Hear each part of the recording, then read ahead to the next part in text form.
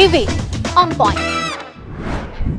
Ketua Umum PSSI Erick Thohir membantah ada politisasi dari renovasi Jakarta International Stadium atau JIS. Erick membantah tuduhan juru bicara Anies Surya Chandra yang menyebut renovasi JIS syarat politisasi. Saya menilai bahwa rencana pemerintah untuk melalui Kementerian PUPR untuk renovasi rumput JIS yang biayanya sekitar 6 miliar itu berlebihan ya dan potensial merugikan keuangan negara. Ini memang tujuannya bukan untuk renovasi atau perbaikan JIS sebagai tuan rumah Piala Dunia, tetapi memang politisasi atau serangan khususnya terhadap calon presiden Anies Baswedan.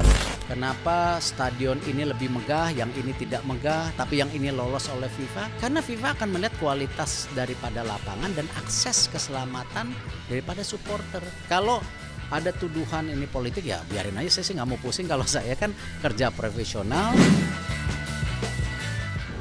Hai, ketemu lagi di Living on Point. Nah, kalau misalnya kalian update informasi beberapa waktu belakangan ini lagi rame banget soal rencana renovasi Jakarta International Stadium. Kenapa sih harus direnovasi? Karena JIS ini direkomendasikan jadi salah satu stadion yang akan digunakan di Piala Dunia U17 yang akan berlangsung di Indonesia pada November nanti, di tahun ini, 2023. Dan disebut-sebut JIS ini enggak sesuai standar FIFA. Sebenarnya standar FIFA tuh kayak apa sih?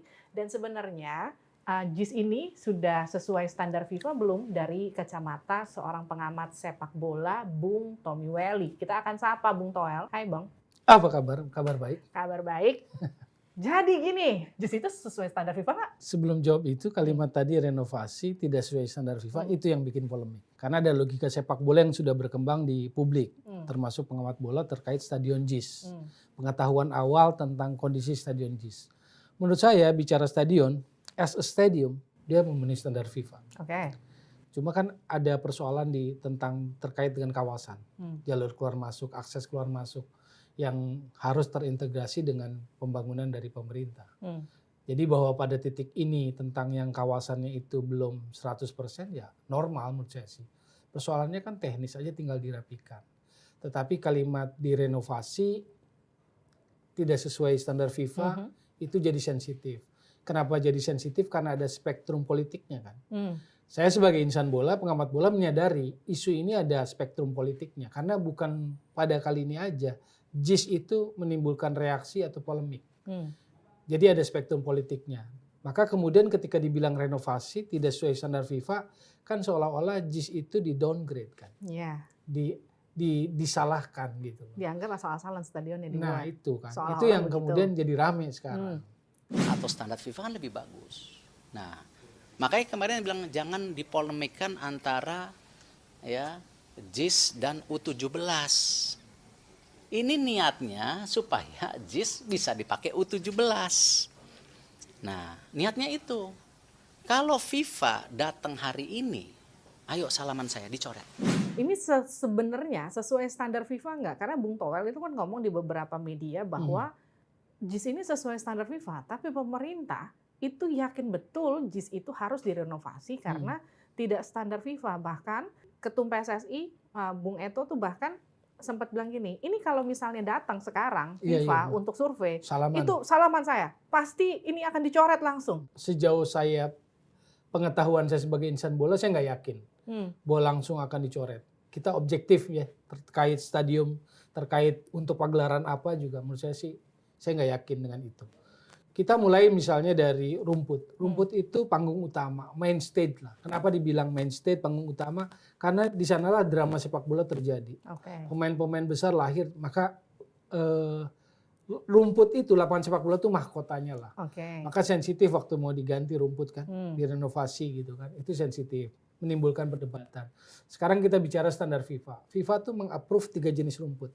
Rumput asli, rumput hybrid, rumput sintetis. Dan rumput hybrid yang dipakai di JIS. Ya, rumput hybrid dipakai di JIS dan bukan yang pertama juga di dunia. Di stadion-stadion yang ternama Eropa besar, juga ya. Pakai Allianz Arena, Bayern Munchen Jerman, Atletico Madrid, Wanda Metropolitano, Spartak Moskow pakai hybrid.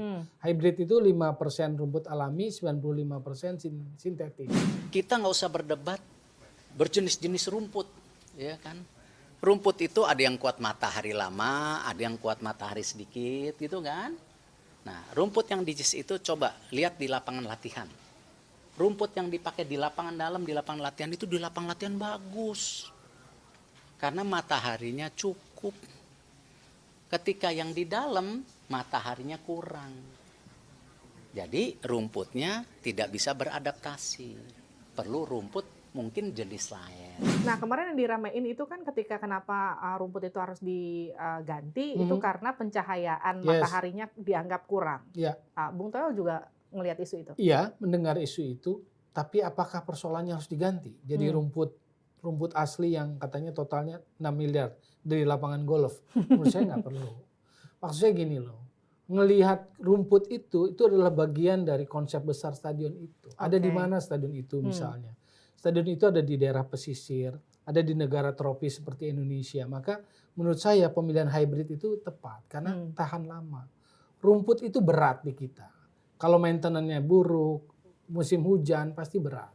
Kondisinya akan jadi berat. Tapi kalau hybrid atau sintetis itu akan tahan lama. Lalu sepanjang drainasenya benar, itu akan jauh lebih bagus lah. Tidak tergenang air dan sebagainya. Jadi pemilihan hybrid pasti sudah dalam konsep itu. Konsep orang yang membuatnya lah. Melihat struktur geografis dan sebagainya, lokasinya di mana. Jadi tiba-tiba direnovasi lalu pakai konsultannya juga vendor rumput. Nah itu yang menimbulkan perdebatan kan. Sebetulnya nggak perlu gitu loh. Tapi menurut saya itu yang jadi perdebatan. Jadi kayak renovasinya diada-adain gitu ya. Iya. Dan saya bilang tadi kan rumput itu mahkotanya. Di mana terjadinya aksi itu panggung. Kalau pentas seni itu di situ loh panggungnya gitu loh. Karena kalau menurut Bung Toel benar-benar nggak perlu sebetulnya. Itu masih ya kalau perawatan oke. Perawatan oke, tapi bukan mengganti keseluruhan rumput. Betul begitu ya? menurut saya sih. Karena itu bagian dari konsep pembangunan stadion itu. Tapi kalau pilihannya ke hybrid. Soal warna rumput yang katanya belang-belang. Ya karena terpaan matahari yang nggak sama kan. Terus itu problem nggak sih kalau buat bola? Enggak lah. Kemarin kalau kita lihat Piala Dunia U20 di beberapa stadion, misalnya yang saya lihat di Santiago, di La Plata, itu buat gundul-gundul. Piala Dunia U20 loh, kan kita batal. Dipindahin sama FIFA ke Argentina.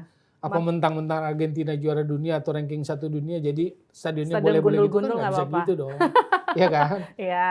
Kalau bicara standar. Jadi menurut saya sih, apalagi untuk 17 kan grade-nya ada utama, Piala Dunia ada 20, ada 17. Jadi saya pikir nggak sepiki itulah FIFA gitu loh.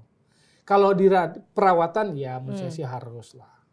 Oke, kita lihat dari sisi lain. Misalnya dari sisi pencahayaan, dari sisi tempat duduk. Pertandingan.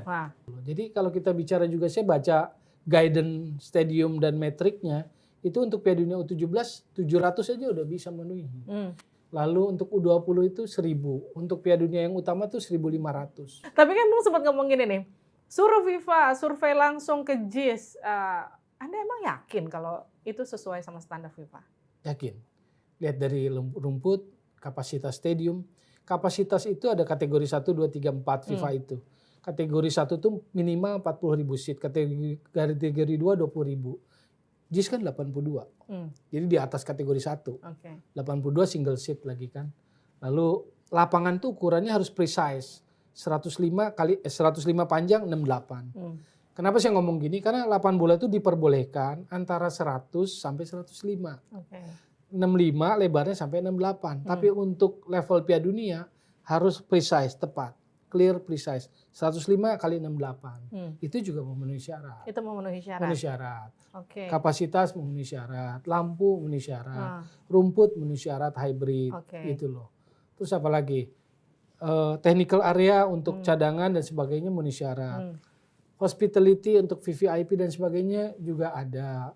Kamar ganti 4, ruang medis ada, doping control ada, untuk ruang perangkat pertandingan ada. Itu kan kita ngomongin stadionnya. Dalam konteks sepak bola sudah. Dalam konteks sepak bola. Yes. Tapi kalau kita bicara soal yang diributkan kan juga soal akses. Keluar masuk yang dianggap aksesnya terlalu sempit, nggak bisa mengakomodir penonton, membahayakan kalau ada apa-apa karena jalur keluar masuknya. Kalau keluar masuk dari stadion pintunya banyak. Tetapi kalau akses jalur keluar masuk itu yang waktu uji coba, waktu International Youth Championship di situ, waktu Persija memang dibukanya 1. Cuma yang naik itu sebetulnya ini bukan kata saya loh ya. Saya konfirmasi juga ke para pihak yang terkait yang melakukan pembangunan itu. Itu dikhususkan untuk VIP dan VVIP. Jadi kalau bicara tentang drop off pemain dengan bis memang bukan di situ tempatnya. Dan ternyata katanya secara master plan itu nanti masuknya dari tol Sunter. Terus langsung ke bawah masuk ke JIS itu langsung naik lift gitu loh. Itu satu untuk pemain. Terkait jalur keluar masuk lainnya adalah harus terintegrasi dengan pembangunan yang dilakukan oleh pemerintah terkait transportasi publik. Baik itu yang lewat KRL, LRT gitu kan, maupun juga jalur tol dan yang dari timur tuh jalan yang dari Danau Cincin itu. Jadi Bung tuh mau ngomong gini, stadionnya nggak ada masalah yang berarti, Ya. artinya perlu direnovasi ya, tapi nggak perlu besar-besaran. Nggak ada masalah yang berarti, dirapikan bahasanya. Akses harus ditambah, tapi sebetulnya sudah ada di master plan-nya. Di master plan-nya ada. Cuma tinggal memang belum jalan aja gitu ya. Master plan itu harus dieksekusi dengan pemerintah kan, karena kawasan terintegrasi. Jadi konsep stadion ada konsep stadion baru nih, konsep stadionnya dibangun, lalu konsep kawasannya kan. Kalau ini harus kawasannya terintegrasi juga memang tidak support itu gimana tuh? Ya berarti kan kaitan dengan pemerintah gitu. Kan konsepnya ada katanya dari stasiun baru yang dibikin lalu ada jembatan yang masuk yang saya dengarkan itu harusnya. Sejauh mana diskusinya saya belum tahu, saya pengamat bola. Waktu saya tanya drop off pemain juga sebetulnya itu masuknya nanti pemain atau technical person itu masuknya dari tol Sunter katanya gitu. Lalu yang dari timur dari Danau Cincin jalurnya. Lalu LRT sebetulnya yang fase 2 kan tadinya mau langsung ke JIS kan. Tapi kemudian diubah jadi hanya sampai Manggarai. Nah itu kan sebetulnya bukan persoalan sepak bola, persoalan publik lah, menurut saya sih pengamat publik mungkin yang harus ngomong. Tapi kalau kita lebih bicara tepatnya. soal safety regulation itu juga penting ya nggak sih, Bung? Safety regulation sangat penting gitu loh. Kalau pintu keluar banyaknya sih udah memenuhi syarat. Hanya yang keluar ke jalanan umumnya kan. Gitu. Itu aja yang numpuk. Yang kemarin kan baru uji coba baru satu yang dipakai. Yang kan? di video yang viral yang Persija itu? Iya itu baru satu yang dipakai yang dari barat itu. Yang sebetulnya itu hanya untuk jalur VIP dan VVIP. Oh itu yang tadi Bung bilang. Iya. Waktu itu kan semua numpuk di situ karena belum dibuka semua tuh. Yang timur, utara, selatan katanya belum dibuka karena itu baru soft launching atau apa ya gitu. Oh jadi sebenarnya kalau misalnya semua aksesnya itu dibuka nggak terlalu di master plan-nya ada. Di master plan-nya ada. Dan itu harusnya jadi urusan pemerintah. Ya terintegrasi itu yang dibilang karena terintegrasi. Memang harus perapihan kawasan sekitar juga betul, nanti ujung-ujungnya ya nggak sih Bu? Terus kamu orang pada bilang gini, ini syarat banget dengan unsur politis. Seharusnya kan bola nggak ada urusannya sama politik ya nggak sih? Harusnya. Tapi kenapa? Tapi kalau bicara federasi pun kan selalu aromanya politik. Pergantian kekuasaan, pimpinan kan gado-gado campur aduk politiknya juga kental. Ketoprak politiknya. Jadi kalau Bung Toel ngelihatnya ini bau-bau politik atau emang bau-bau harus direnovasi? Menurut saya sih tinggal dirapikan aja. Kalau kita fokusnya objektif ngomong bola, sebetulnya gestur komunikasi dan gesturnya simpel aja. Kalau menurut saya gitu. Ketika GBK-nya bentrok, karena ada code play. Lalu dinyatakan JIS sebagai alternatif opsi untuk di kawasan Jakarta, Jabodetabek, ya menurut saya sih cuma tinggal komunikasinya ya. Kalau versi saya nih, pure bola, jadi tinggal misalnya PSSI bilang bahwa kita akan memasukkan JIS dalam daftar 6 atau 8 stadion yang kita ajukan ke FIFA untuk diverifikasi. Gitu. Wah itu pasti dapat sambutan publik. Jangan itu tadi yang berbondong-bondong terus bicara rumput, yang tadinya akses terus bicara rumput, ya itu makin spektrum politiknya makin tinggi. Jadi soal komunikasi dan gestur kan. Apalagi bawa vendor rumput itu kan yang jadi persoalan. Gitu. Tapi Bung, kenapa sih sesama pengamat sepak bola pun bisa berbeda-beda? Beda-beda. Yang satu bilang memang ini harus direnovasi karena ini secara safety regulation aja nggak memadai. Ini membahayakan, ini begini. Kalau yang satu bilang ini ya bisa ngelihat dari dua sisi, memang harus dibenahi, tapi kemudian juga bisa ngelihat dari unsur politiknya juga ada. Kalau Bung Toel juga bilang ini udah sesuai standar FIFA sebetulnya gitu, tinggal hanya touch up aja bahasanya. Iya, setuju kalau touch up aja. Jadi menurut saya sih itu bahwa security and safety regulation-nya harus aman ya. Karena sebetulnya kan experience dan ambient itu kan jadi salah satu konsep yang ditonjolkan oleh JIS. Pengalaman penonton menyaksikan di situ itu sebetulnya udah termasuk di dalamnya tuh tentang safety and security. Bagaimana dia datang dengan nyaman, pulang dengan nyaman. Ini kan persoalan akses keluar masuk. Yang persoalannya nggak sekedar pembangunan stadium, tapi pembangunan kawasan gitu loh. Dan pembangunan Dan kawasan itu belum final kan waktu katakanlah dalam pergantian politik kekuasaan DKI kan belum final semua pembangunan kawasan itu. Oke, Bung, ini kan JIS itu kan kemarin ketika dibangun itu kan pakai jasa konsultan dari Inggris ya. Yes. Tapi kemudian kan ini juga ikut meramaikan polemik renovasi JIS karena kemudian mereka mengeluarkan pernyataan memang pada ujungnya setelah diberikan rekomendasi proses pembangunannya banyak yang tidak sesuai dengan rekomendasi mereka. Itu kenapa kemudian mereka bilang ya pantas saja begitu, kurang lebih begitu ya. Oke. Itu gimana tuh, Bung? Oke, makanya kan katakan tadi pertamanya pengamat bola aja berbeda-beda. Maka kan sebetulnya saat kita meneliti atau mencoba memahami JIS, kita melihat background-nya, melihat insight-nya. Ternyata desain konsepnya dari Bureau Hapol menggunakan konsultasi itu juga. Reputasinya kan luar biasa. Betul. Ada apa? Emirates, Stadion Spur aja cuma 60.000. Lalu Stadion London Olimpiade yang 2012 yang sekarang dipakai West Ham. Sekarang lagi bikin Stadion Everton. Kok bisa-bisanya gitu kan? Sesembrono itu kan sebuah logika sepak bola yang paradok. Bertentangan dengan pernyataan tidak sesuai FIFA. Kan sebetulnya itu. Bukan mau bawa-bawa Bureau Hapol, tetapi buat saya pengamat bola, Bureau Hapol itu adalah sebagai insight, sebagai background, sebagai kedalaman informasi yang harus kita pertanyakan gitu loh. Ini yang bikinnya punya reputasi, kok bisa-bisanya di sini ada pernyataan yang begitu harsh gitu ya, keras gitu, tidak sesuai standar FIFA. Nah, lalu kan yang menarik sebetulnya tiba-tiba muncul klarifikasi. Pertanyaannya ini naluri jurnalismenya muncul kan. Kok baru sekarang? Kenapa nggak dari beberapa tahun lalu gitu loh. Karena momennya nggak pas, Bung. Oh gitu ya. Ya nggak sih? Kan Boleh seingat nggak saya begini, Jumat malam tiba-tiba portofolionya JIS hilang dari websitenya Bureau Hapol. Itu yang kemudian jadi pertanyaan banyak pihak kan. Iya. Kenapa momentumnya pas? Kalau memang mereka merasa ini tidak sesuai sama standar mereka, harusnya sebagai konsultan ketika itu udah jadi dibangun, mereka kan lihat ya hasilnya. Wah, ini nggak sesuai sama standar kita. Dari langsung kemarin dong hapus. Iya nggak? Iya, dari Kenapa kemarin. dia baru hapus ketika kita udah rame? Iya, makanya. Kenapa harus klarifikasi? Kan pertanyaan dasarnya itu. Nggak ada yang mempertanyakan kok. Nggak ada yang menggugat Bureau Hapol. Itu kemudian jadi penasaran sebenarnya. Iya, makanya. Satu itu. Kedua, Jumat malam hilang. Sabtu pagi tiba-tiba ada yang meramaikan. Website itu hilang. Kalau setahu saya media yang sama ya. Media yang spesifik gitu loh. Bilang nggak ada. Hari Minggu muncul lagi. Minggu pagi muncul lagi. Tetapi ada perbedaan. Portofolio muncul lagi, portofolio JIS muncul lagi di website Bureau Hapol, tapi ada kalimat yang hilang.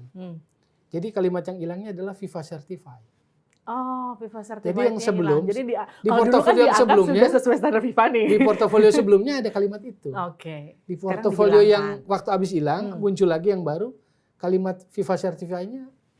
Oke. Lalu kenapa tiba-tiba hilang di saat momen seperti ini? Kenapa nggak dari kemarin-kemarin? Itu logika aja.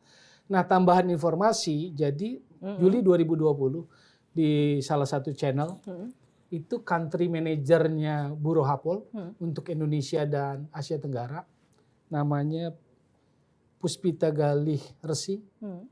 Kalau salah, mohon maaf menyebutnya. Puspita Galih Resi itu menyebutkan dalam penjelasannya FIFA Certified juga. Oh ya? Ya, konsep pembangunan ini. Dia country manager Bureau Hapol yang di Indonesia dan Southeast Asia. Kemana orangnya? Ada pasti. Dan itu jejak digitalnya juga ada di channel tertentu, IDX channel. Itu lagi bicara tentang salah satunya tentang JIS. Ya, dia narasumbernya ya. Dia menyatakan itu clear gitu loh. 2020. Oh, mungkin berubah standarnya ketika beberapa tahun kemudian ya. Iya. Eits. Akhirnya kan sebetulnya itu bukan wilayah bola gitu. Tapi habis gimana dong? Iya, Bola sama habis gimana politik jadi kan ya sana sudah. tipis banget. Iya. Bang, kalau ngomongin, orang banyak pertanyaan gini. Loh, kemarin kan bukannya Piala Dunia U20 tuh FIFA udah survei banyak Yes. lapangan bola. 6 Yes. 8 bola. Ngapain sekarang kita ngeributin JIS? Untuk gantinya GBK. GBK, karena GBK Yes. bentrok sama Coldplay ya. Betul. Udah, hanya itu aja, sebatas Hanya aja. itu aja sebetulnya. Kan yang diajukan 6 kemarin tuh U20 6 termasuk GBK. Jadi ketika GBK cabut dikasih opsi atau alternatif ya JIS. Itu Oke. normal sih menurutku, wajar, realistis secara sepak bola gitu loh. Pengganti GBK di wilayah Jakarta gitu loh. Oke, emang Dari U17 enam itu tuh nanti butuh kan- berapa stadion, Bung? Kalau minimalnya 4 bisa. Lah, harusnya cukup dong. Tapi kalau idealnya menurutku karena nanti bagi grupnya 6 dengan 6 stadium sih.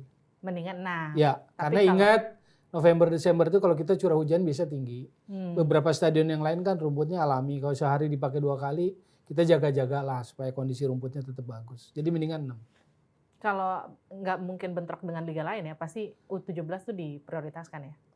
Ya pasti Di bentrok November. karena kompetisi tetap jalan terus. Nah, terus Beberapa gimana tuh? stadion yang dipakai oleh klub Liga 1 ya pasti mereka yang harus menyingkir kan, cari stadion lain. Mereka ya karena Biasanya prioritaskan begitu, U17 ya nggak sih? Iya. Oke. 6 itu termasuk Bali loh. termasuk Bali. Termasuk Bali. Jakabaring, Palembang, tadinya GBK, alternatif sekarang JIS kan. Lalu Jalak Harupat Bandung, Manahan Solo, Gelora Bung Tomo Surabaya, lalu Bali Wayan Dipta. Tapi aman lah, Tapi Bali U17 kan nggak ada kemarin Israel menolak kan. U20. Tapi kan sekarang nggak ada Israel. Iya nggak ada 17. 20. Maksudnya ya Bali kan kemarin nolak. Kasih jeweran dikit lah, jangan dikasih itu 17 gitu. Kalau aku iseng ya, bukan iseng ya, nakalnya dikit gitu loh. Tapi emang gini, sebenarnya waktu pas kita itu di reject di U20 ya kan, Ya. diganti sama Argentina. Kan udah banyak yang isu liar yang beredar. Kita tenang aja ntar diganti U17. Bener kan? Dapat kan Bener, kita bener, U17 kan? Cuma kan waktu itu pertimbangannya gini. Kita tuh tenang aja, kita itu bukan batal U20. Kita tuh nanti akan diganti dengan U17. Kenapa kita dapat U17? Karena U17 nggak ada Israel. Bener gak sih? Iya benar, nggak ada Israelnya benar. Cuma kan lucu gitu loh. Kan kita kemarin dapat Waktu U20 waktu gara-gara pembatalan Israel. U20, Heeh. hampir di saat yang bersamaan muncul isu U17 bakal Nah, dapat kan. itu. Seringkali nggak masuk dalam logika pemahaman sepak bola yang secara umum gitu. Makanya kan ajaib. Bayangin, Oktober kan Juruhan. Kita katanya dalam pantauan FIFA. Hmm. Bukan omongan saya loh, transformasi sepak bola. Hmm. Lalu U20 batal. Hmm. Lalu kena sanksi Hmm. yang walaupun disebut ringan. Hmm. Tapi mau ringan mau sanksi yang enggak, nggak seberapa itu lah. Iya. intinya. tapi mau ringan mau enggak anggaplah itu sanksi kan begitu. Tapi hebatnya negara yang dalam satu sanksi oleh FIFA masih dapat Dapat tuan U17. rumah U17 hebat. Hebat. Itu jangan-jangan kita bukan di sanksi. Ajaib. Suzon mulu gue. Nggak boleh gitu ya. Gak boleh. Nggak boleh. Nggak boleh. Karena gini, pemahaman aku pun gini. FIFA itu kan clear sebetulnya soal administrasi. Dan nggak pernah konfidensial. Contoh waktu di sanksi 2015, surat sanksi itu terpublish kemana-mana. Apalagi media, pasti dapat lah. Yang waktu pembalasan U20 nggak ada kok. Sampai sekarang loh. Ada gitu surat pernyataan FIFA tertulisnya hitam putih. Saya sih belum lihat ya. Belum lihat aku juga. Atau mungkin udah ada tapi Pembatalan nggak di-publish. U20, ya nggak tahu itu. Termasuk status sanksinya apa juga nggak ada gitu. Wah. Tapi kalau U17 kalimatnya benar. Waktu kemarin dapat U17, FIFA Council memutuskan benar. Karena memang ada presiden FIFA, dia ditemani oleh namanya Council. Jadi forum tertingginya namanya, entitas tertinggi namanya Council. 37 orang. U17 ini hasil bujukan PSSI? Atau memang dibarter dengan U20 dari awal? Tajam sekali kalimatnya. Gimana, Bung? Saya menduga itu aja. Gimana, Bung? Karena logika bolanya nggak dapet, saya menyebutkan keajaiban aja. Kalau kita cermatin nih, buka-buka isu, bener kan, Bung ya? Benar, kejadian. Kejadian itu waktu pas kita U20 Tenang batal. aja, katanya. Tenang. Banyak banget ya Iya. isu itu beredar. Iya. Tenang. Nanti kita bakal dapat U17. Karena di U17 itu nggak ada Israel. Iya. Kita kan U20 nolaknya Israel. Isunya kan gitu kemarin Iya, ya kan. Tenang, kita tetap akan jadi tuan rumah. Perjuangan kita nggak akan sia-sia. Gitu kira-kira lah, ya Kak? Dan kejadian ya. Dan kejadian. Hebat ya? Hebat. Hebat loh. Dan surat-surat itu pun kan nggak pernah dimunculkan ke publik. Bukan apa ya, jadi pengetahuan logika bola kita bertanya gitu. Hambatannya kan dari buzzer aja. Nanti buzzer, wah katanya nggak happy, nggak nasionalis. Nggak, saya happy ada 17 di sini. Happy lah, kita Negara bangga Asia lah. ke-6 yang jadi tuan rumah Piala Dunia Indonesia U17. jadi tuan rumah Piala Dunia, siapa yang nggak bangga? Iya Meskipun U17, U20. Iya. Cuma ngomong-ngomong soal sepak bolanya, nggak dipersiapin kan 17-nya. Iya, kenapa gitu ya? Kan 20 Kan persiapan. 20 yang kemarin persiapan 3 tahun ya kan? Konsentrasinya kan 20. Atau jangan-jangan U17 sudah dipersiapkan juga, cuma nggak terlalu terekspos. Enggak, memang nggak belum disiapin. Belum disiapin. Iya, tim lain udah ada kan, udah lolos kualifikasi, kita kan baru seleksi. Oke. Sekarang baru seleksi nih? Baru seleksi, 35 nama akan dipanggil untuk seleksi. Yang lain kan udah ada timnya, udah lolos kualifikasi zona masing-masing. Artinya kita punya event mewahnya, tapi pengisinya belum. Jangan dong, kita udah punya event mewah, stadionnya udah kita ributin rame-rame, ya kan harus direnovasi, modalnya gede, masa pemainnya nggak siap? Ya memang luar biasa sih di gebrakan awal PSSI periode Erick Thohir ini. Mercusuar lah, nama-nama besar lah. Argentina, lalu legend-legend datang. Itu saya gitu. akui kok itu. Iya. Saya akui itu. Keren luar lah. biasa. Keren lah Bung Eto ya. Keren. Yang jadi pertanyaan gini, 3 bulan nyiapin U17 untuk berlaga di kandang sendiri, yang kita kemudian ekspektasinya setelah U20 kita kehilangan, kita kan harapan besarnya ke U17 dong. Banyak hal, kita nggak cuma bicara soal sepak bola, kita bicara soal industri pariwisata juga pasti yang akan terdongkrak luar biasa. Tapi kan jangan juga pemain sepak bola kita cuma formalitas doang main di lapangan, tapi mereka nggak siap. 3 bulan cukup nggak? Ya idealnya nggak cukup. Idealnya nggak cukup. Nggak Karena cukup. ini level Piala Dunia elit gitu loh. Dan kita kan kualifikasi, Piala Asia U17-nya nggak lolos.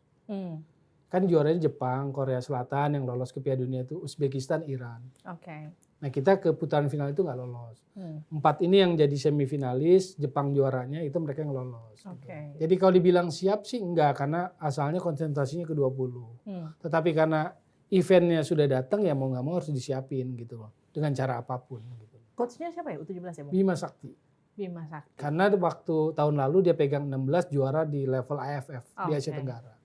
Bisa lah ya kita kasih kepercayaan paling nggak 3 bulan. ngebut Ya lah yang paling kenal kualitas potensi anak didiknya Bima Sakti saat ini ya. Karena benar-benar dari 16 naik ke Ya, 17 kan sekarang betul, yang masuk. Betul. Bung, pertanyaan cepat Bung.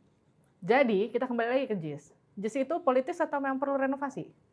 Politis. Politis. Politis. Kenapa politis? Karena sebetulnya nggak perlu ngeributin. Kita harus happy dengan aset sepak bola seperti itu. Makanya saya suka bingung gitu. Misalnya Sekjen melontarkan pernyataan yang menyerang JIS misalnya September 2022. PSSI itu nggak punya infrastruktur. Oke. Dia mengisi softwarenya, mengisi kontennya. Jadi kalau ada pihak lain dalam hal ini pemerintah atau siapapun nyiapin stadium, harus happy. Harus kerja sama stadium itu apapun itu. Maksud saya gini, GBT itu nggak jauh dari GBT itu ada tempat pembuangan sampah. Gelora Bung Tomo Surabaya itu ada pembuangan sampah. Aromanya itu nggak sedap. Tapi kemarin standar FIFA untuk U20 masuk kok. Sebetulnya kan ada upayanya adalah ditutupi membran, kita disirami apalah gitu kimia supaya nggak bau-bau banget gitu loh. Jadi ada upaya itu. Wayan Dipta Bali sama Pemukiman tuh jaraknya terlalu dekat. Kalau mau bicara strictly soal FIFA, itu ya pasti persoalan. Tapi FIFA ngerti kenapa Indonesia pilih Bali untuk aspek pariwisata dan sebagainya. Jadi kalau itu aja bisa, why JIS gitu terlalu terlalu dipolemikan gitu soal keluar masuk, apa yang sebetulnya bisa dimitigasi juga bisa. Tapi yang utamanya menurut saya udah benar. Dan kita harus happy sebagai insan bola gitu loh. Dengan kondisi lapangan stadium seperti itu. Kalau ibaratnya tadi Bung Toel bilang tinggal ditacap aja kira-kira gitu kali ya Bung. Iya. Oke. Dimitigasi jalur masuk gimana, jalur penonton gimana, dalam 3 bulan bagaimana supaya jalur keluar masuk itu lebih maksimal. Kita lihat nanti hasilnya dengan anggaran yang besar. Apakah JIS akan optimal? Harus. Harus dong ya. Harus. Karena memang ya bagaimanapun itu Kan untuk Indonesia. Untuk dibilang. Indonesia. Iya kan, itu wajah Indonesia nanti. Iya. Jadi kalau memang harus direnovasi, kalau memang merasa harus dan perlu direnovasi, maka renovasilah, tapi hasilnya harus betul-betul optimal begitu ya. Iya, dirapikan lah. Kalau menurut saya sih bagian luarnya aja, yang kawasan itu. As a stadium. Udah oke ya? Iya. Oke, terima kasih Bung Tommy Meli Sama-sama, telah Levi. bergabung bersama kami di Livy on Point. Itu dia tadi obrolan saya bersama dengan Bung Toel. Kita ketemu lagi di Livy on Point berikutnya. Sampai jumpa.